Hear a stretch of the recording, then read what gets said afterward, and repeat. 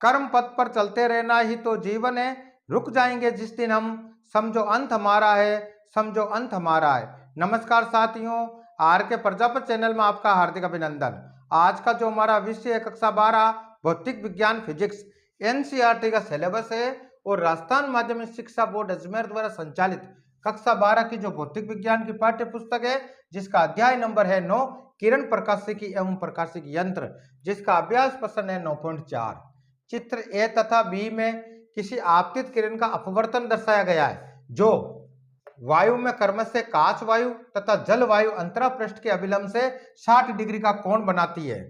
उस आपतित किरण का अपवर्तन कोण ज्ञात कीजिए जो जल में जल काच अंतरा पृष्ठ के अभिलंब से 45 डिग्री का कोण बनाती है। चित्र सी बहुत अच्छा क्वेश्चन है। नीट एग्जाम, बोर्ड एग्जाम तथा कंपटीशन एग्जाम की दृष्टि अति महत्वपूर्ण है, इसलिए अच्छे से इसको समझना। प्रश्नानुसार क्या बात हो रही है भाई, चित्र ए तथा चित्र बी में किसी आपतित किरण का अपवर्तन दर्शाया गया है, यानी कोई प्रकाश की किरण है वो वायु से कांच की ओर गमन कर रही है, यानी उसका अपवर्तन हो रहा है। अपवर्तन क्या कहता है, जब कोई प्रकाश किरण एक माध्यम से दूसरे माध्यम में जाती है तो अपने मूल मार्ग से विचलित हो जाती है। विचलन की इसी घटना को क्या कहते हैं भाई, प्रकाश अपवर्तन कहते हैं। अगर विरल माध्यम से सघन माध्यम में जाएगी तो विलंब की ओर आ जाएगी, झुक जाएगी, और अगर सघन माध्यम से विरल माध्यम में जाएगी तो अभिलंब से दूर हट जाएगी। ऐसा हमने प्रकाश अपवर्तन के अंदर पढ़ा है। तो ए चित्र के अंदर हम बात करते हैं, इसमें प्रकाश की किरण जिसका आपतन कोण वो कितना दे रखा, 60 डिग्री। तो ये वायु से जो कांच की ओर गमन कर रही है तो इसका अपवर्तन कोण दे रखा चित्र ए के अंदर। दूसरे अंदर जो प्रकाश की किरण है यह वायु से जल की ओर अपवर्तन हो रही है, यानी वायु से किसकी ओर प्रवेश कर रही है, जल में, तो इसका आपतन कोण 60 डिग्री दे रखा है और अपवर्तन कोण 47 डिग्री दे रखा है।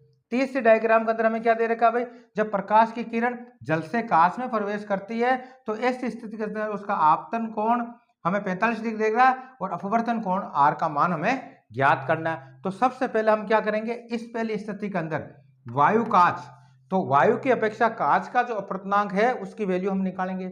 इसके अंदर हम क्या करेंगे, जल की अपेक्षा वायु की अपेक्षा जल का अपवर्तनांक हम याद करेंगे।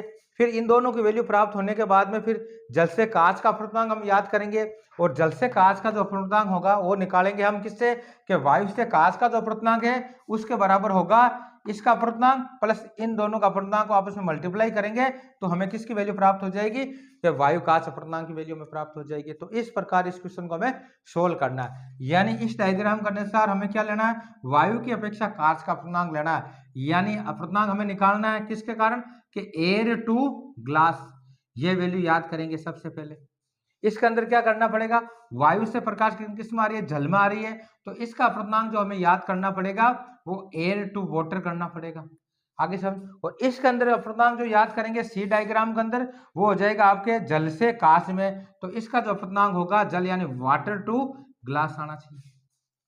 तो इस प्रकार सोल्व करेंगे, अगर ये वैल्यू हमें प्राप्त हो गई तो इसकी सहायता से हम इसका अपवर्तन कोण आर का मान भी हम याद कर लेंगे। आगे समझे, तो सबसे पहले हम लिखेंगे हल, और हल में लिखेंगे चित्र ए के अनुसार, चित्र ए के अनुसार, चित्र ए के अनुसार आपतन कोण, चित्र ए के अनुसार आपतन कोण, आपतन कोण यानी आई का मान कितना दे रखा भाई, वो वैल्यू रख दो आप, कि आई बराबर हमें दे रखा 60 डिग्री।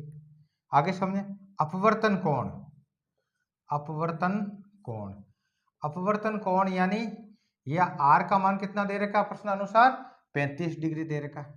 आगे समझे, तो अब हमें क्या निकालना है, इसका हमें अपवर्तनांक निकालना पड़ेगा। कौन सी वैल्यू निकालनी, ए एन जी का मान हमें ज्ञात करना है। तो हम यहाँ लिखेंगे ए एन जी, यानी अपवर्तनांक कब होगा, कि वायु की अपेक्षा कांच का अपवर्तनांक हम याद करेंगे। तो यहाँ लिखेंगे, यहाँ पर वायु की अपेक्षा क्या लिखेंगे, वायु की अपेक्षा कांच का अपवर्तनांक, वायु की अपेक्षा कांच यानी ग्लास का अपवर्तनांक, अपवर्तनांक, ये वैल्यू हमें ज्ञात करनी है।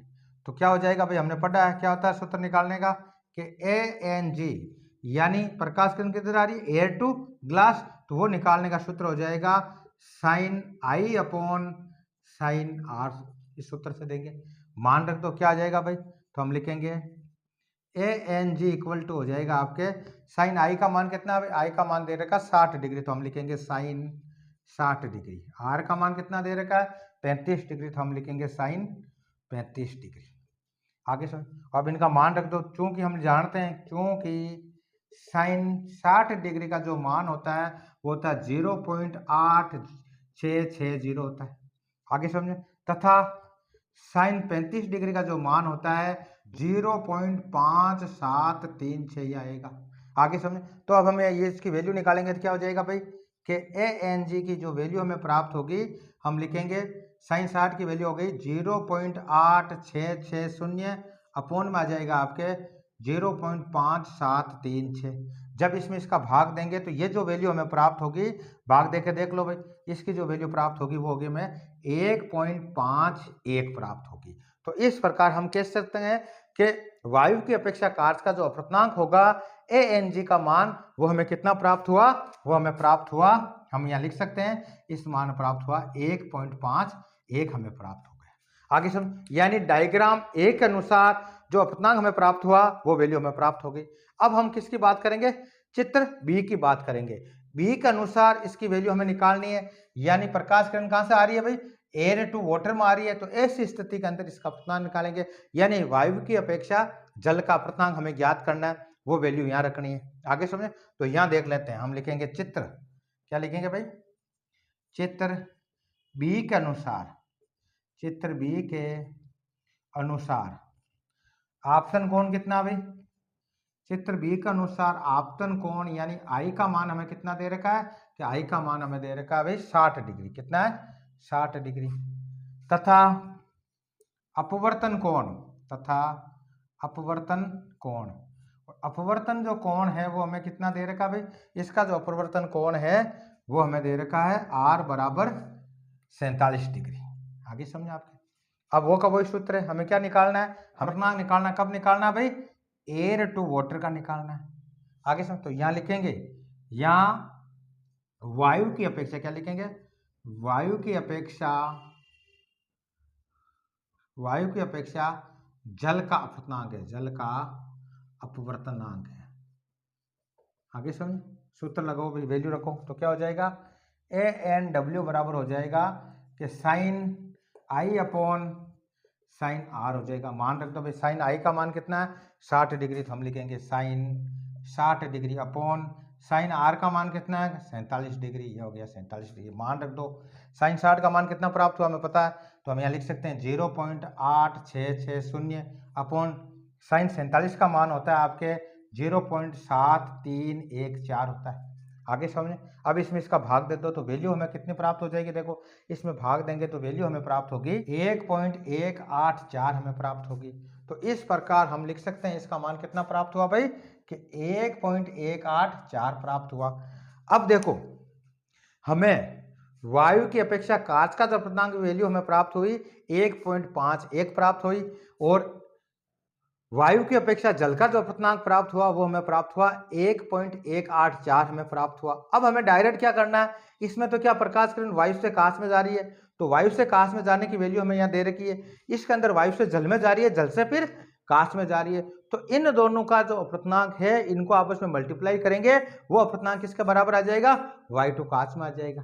आगे समझ, इस संबंध सूत्र की सहायता से इसको सोल्व कर लेंगे। यहाँ मैं बता देता हूँ कैसे करेंगे भाई, तो इसके अंदर देखो इसका जो मान होगा वो कैसे निकालेंगे, यानी सूत्र क्या कहता है, इसकी जो वैल्यू है यानी A N G air to glass का अप्राप्तांक है, ये किसके बराबर आ जाएगा, ये बराबर आ जाएगा आपके ए एन डब्ल्यू यानी एयर टू वाटर इंटू लगाकर हमें क्या करना पड़ेगा, ये यानी वापस वाटर टू ग्लास, तो हम लिख देंगे एन वाटर टू ग्लास। इस सूत्र संबंध की सहायता से हम इसकी वैल्यू, अब हमें निकालना क्या, ये निकालना है, तो ये निकालना करेंगे तो पक्षांतरण कर देंगे, क्या वैल्यू हो जाएगी, तो हम लिखेंगे WNG यानी वाटर टू ग्लास, इसकी वैल्यू हमें प्राप्त हो जाएगी कि ये यहीं रह जाएगा, देखो ANG अपॉन में आ जाएगा इसके ANW यानी एयर टू वाटर का इसमें भाग देंगे किसमें, एयर टू ग्लास में, तो हमें प्राप्त हो जाएगा वाटर टू ग्लास की हमें अप्राप्तांक की वैल्यू प्राप्त हो जाएगी। अगर इसकी वैल्यू प्राप्त हो गई तो इसकी सहायता से इस कोण का मान भी याद कर लेंगे। तो अब देखो मान रखो भाई, ANG का मान कितना प्राप्त हुआ कि 1.51 प्राप्त हुआ, ए एन डब्ल्यू का मान हमें कितना प्राप्त हुआ, ए एन डब्ल्यू का मान प्राप्त हुआ 1.184 प्राप्त हुआ। जब इसमें इसका भाग देंगे तो जो वैल्यू हमें प्राप्त होगी वो होगी 1.275 हमें प्राप्त होगी। तो इस प्रकार हम कह सकते हैं इसका जो मान हमें प्राप्त हुआ वाटर टू ग्लास का जो अल्पतमांक हमें प्राप्त हुआ उसकी वैल्यू हमें प्राप्त हुई वो हो गई आपके 1.275 हमें प्राप्त हो गई। आगे समझ, अब ये वैल्यू है तो हमने पढ़ा है। अब जैसे मान लो किसी का अपतनांक निकालना, अपतनांक निकालने का सूत्र क्या है, यहाँ देख सकते हैं, यहाँ लिख सकते हैं। देखो क्या हो जाएगा कि हम लिखेंगे ये वैल्यू आ रही है किसकी, WNG यानी वाटर टू ग्लास, और वाटर टू ग्लास है तो इसकी वैल्यू निकालने का सूत्र क्या हो जाएगा कि sine I upon sine R हो जाएगा। आगे समझे, साइन आई का मान कितना है कि साइन आई का मान हमें कितना दे रखा है, आपतन कोण कितना भाई इस डायग्राम के अंदर, इस डायग्राम के अंदर जो आपतन कोण है वो है 45 डिग्री। तो हम लिखेंगे साइन 45 डिग्री अपॉन ये कोण कितना है आर, आर मान ले सकते हैं, इसको क्या मान सकते हैं भाई आर, आर की वैल्यू निकालनी तो साइन आर। आगे समझ, तो अब इसको पक्षांतरण करने हमें साइन आर निकालना, तो साइन आर इधर आ जाएगा और बाकी वैल्यू हो जाएगी। तो यहाँ देख लेते हैं भाई, यहाँ लिख सकते हैं, इसको इसके अपॉन में कर देते हैं। देखो क्या हो जाएगा कि साइन आर तो इधर आ गया, साइन आर बराबर अब सूत्र क्या बन जाएगा, ये सूत्र साइन आर ये आ गया और ये WNG उधर चला जाएगा, तो अब आ जाएगा साइन 45 डिग्री बटा हुआ सूत्र बन जाएगा आपके WNG हो जाएगा। आगे समझ, और साइन 45 का मान कितना होता है कि साइन 45 का जो मान होता है हमने पढ़ा है कि वो होता है 0.707 होता है अपॉन इसका मान हमें कितना प्राप्त हुआ कि 1.275 प्राप्त हुआ। जब इसमें इसका भाग देंगे तो वैल्यू हमें जो प्राप्त होगी 0.5545 प्राप्त होगी। यानी साइन आर बराबर हमें कितना प्राप्त हुआ, तो हम लिख सकते हैं यानी साइन आर बराबर हमें प्राप्त हुआ 0.5545 प्राप्त हुआ। तो यहाँ हम लिख सकते हैं कि साइन आर बराबर हमें प्राप्त हुआ 0.5545। तो आर का मान निकालेंगे तो क्या हो जाएगा भाई साइन इनवर्स 0.5545 और ये जो वैल्यू होगी वो कितनी होती है 34 डिग्री की होगी। तो इस प्रकार हम कह सकते हैं जो अपवर्तन कोण होगा वो कितना होगा भाई इस डायग्राम सी के लिए वो 34 डिग्री होगा।